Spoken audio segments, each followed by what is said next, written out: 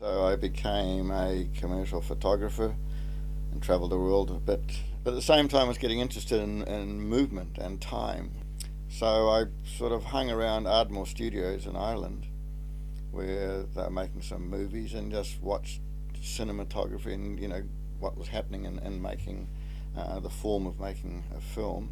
Eventually, I came back to New Zealand because I wanted to do something in my own culture rather than sort of living off the excitement of other people's cultures. And I worked with Roger Donaldson on Offerings to the God of Speed, the Burt Munro thing. I shot some of that. But anyway, I went on and but then decided to become a director. And my first probably directing job, I think, was Te Matakiti, the Maryland March documentary. Took it to TVNZ, who were just starting up TV2 at the time, and got the approval to actually make the first documentary ever on TV2. And basically the film culture in this country, there was individuals around the place doing individuals like the Aardvark and Jeff Murphy and the Blurter Group and people like that. John O'Shea with Pacific Films had Tony Williams and a group of directors there. There was the film unit where Sam Neill and Pillsbury and people like that were based. So with a group of other people, we formed Alternative Cinema, which was seen, that was an organisation, it was incorporated society, and that was very much alternative to either the elitism of television and the sort of the naivety in some ways of the cine clubs, and so people could come and make their movies. We had film screenings. We used to get political films in from overseas, sort of films with 5-minute, shots of Che Guevara's death mask, and we all sat there and gnashed our teeth. Alternative cinema was creating a political environment, and through that also, then myself and Tim Shadbolt, representing the young people, were sort of seconded onto the government working party that recommended setting up of the Film Commission. It was the Queen Elizabeth II Arts Council Working Party on Film, and John Reid, the Wellington writer-director, was also involved in that. So Tim and I were the sort of the ginger group from the outside. Jim Booth was the guy that invited us onto it, and Jim was not chairing it, but he actually was organising it. When we went to Wellington to see the Arts Council, as it was, originally I was interviewed by like Garth Tapper and Colin McCann, who said that film is not an art form in New Zealand. Why should people like yourselves be encouraged to make films here in New Zealand? Well, I think that film is a very important art form. People see film on television all the time. They're getting stimulated by visual things like this. And I think for New Zealand to be a mature country, we shouldn't only accept things from overseas. Why should we only watch films set in England or America or somewhere like this? We have to, for our own maturity, get local products. During that time of alternative cinema, I also made, with a collective, Phil Dadson and a few other people, Jeff Chappell was involved, Bob Harvey was involved at the time, a very esoteric experimental movie called Test Pictures, which was probably the first New Zealand movie that was made with any sort of art funding. John O'Shea was making his sort of Runaways and things like that, but this is very much an art movie. The Film Commission got set up, or the Interim Film Commission, and Skin Deep, there was David Blythe's sort of, and then his picture, and then there was Skin Deep, which was funded by the Interim Film Commission. That was the first one. The tax money was starting to flow then, so Roger Smash, Sleeping Dogs and things were being made slightly with Broadbank and slightly out of the Film Commission-y thing. And then Strata, John was producing that, and basically at that time it was, look, there's all this money around because of this tax thing. You think the film's not right, script's not right, but let's get going because otherwise the money's going to go. So the downside of the great old Kiwi sort of we can do it sort of thing, we'll wing it, was okay, let's go, we'll work it out on the way. And we tended to make this movie, which became, just didn't work. I used the facility to lever up and to make local shows as an executive and as a producer, and we did the Lou Prime one there.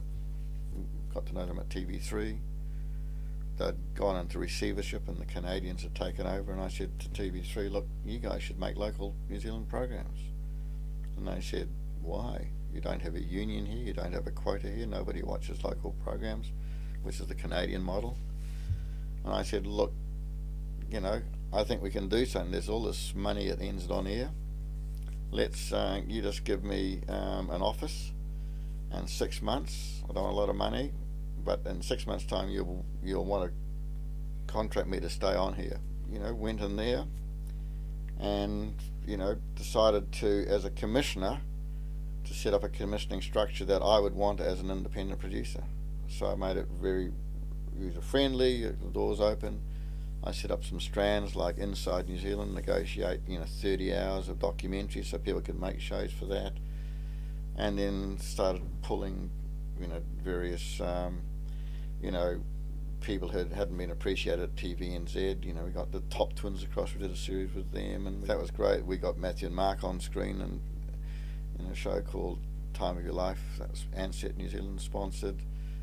And then I started doing police stops and all these sort of things, and then suddenly after 4 or 5 years, TV3, we'd taken 7 or 8 share points from TVNZ. We were taking 60% of NZ On Air's money. And so TVNZ, when Neil Roberts went to TVNZ, rang me up and said, come across, we need you. Time to collapse TV3 again and get TVNZ going. So that's why I ended up there. So for 12 years or so of my career, I suddenly was sort of a commissioning executive. Not that I'd ever started out to be a television bureaucrat, but always on the model of let's tell stories, let's take risks. At TV3 I did Once for Warriors. TVNZ had turned it down even though Avalon were funding the resources of it, so it nearly didn't happen, so I could pick it up at TV3, trigger the NZ On Air money, and became a big thing. We did the documentary on John Britton. We did a lot of very important documentaries through that. And I've always, having been a documentary maker myself, the documentary thing was always a major part of my brief. Tell local stories, but not local stories that people should watch, local stories that people want to watch. Where I know New Zealand now is very back to sort of, unless you point your camera at something in New Zealand, it doesn't really qualify as a New Zealand television. Where I think it's the eyes behind the camera which is important rather than the thing in front of the camera. Primarily I was trying to make populist but quality and accessible programs, and inside New Zealand, which I did probably 100 hours of documentaries there. Then I set up Documentary New Zealand. At the same time, I did the first opera on New Zealand television, Bitter Calm, Jack Body's opera. Ruth Harley and I did a deal, and we did Bitter Calm. Put that on TV3. That surprised the boys in the programming department. And when I went there, Neil was the sort of guy, oh God, okay Geoff, you got 2 weeks, let's, get some programs made.